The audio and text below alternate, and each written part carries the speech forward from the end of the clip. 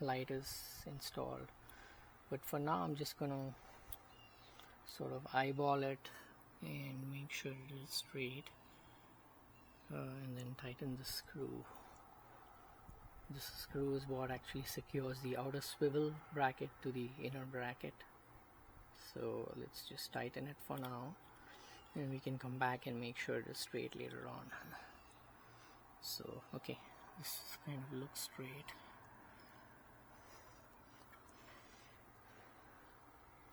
And maybe later on I'll use a bubble to make sure it actually is straight, and I can adjust this a little bit if needed.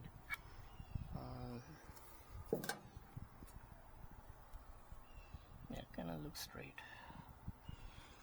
Now I have to just wire the new, since the circuit is off, it's safe to pull these wires out.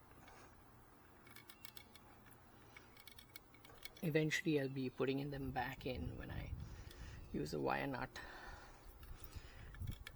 So for now I can just wire it in, but what to keep in mind is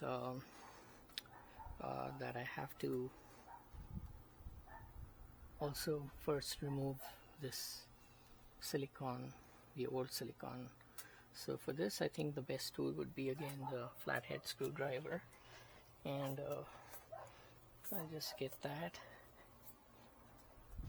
and remove this old silicone. Well, chances are the new light fixture will probably cover all of this anyways, but still it's just better to remove the old silicone in case parts of it show through the new light fixture. In this case the new light fixture is bigger than the old one, so it shouldn't show even if there is old silicone.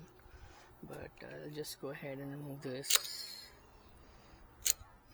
I think you also get certain products like that can help remove this, maybe some kind of a stripper or something liquid, but for now I'm just going to use a screwdriver to remove this. Okay, I'll continue this video later.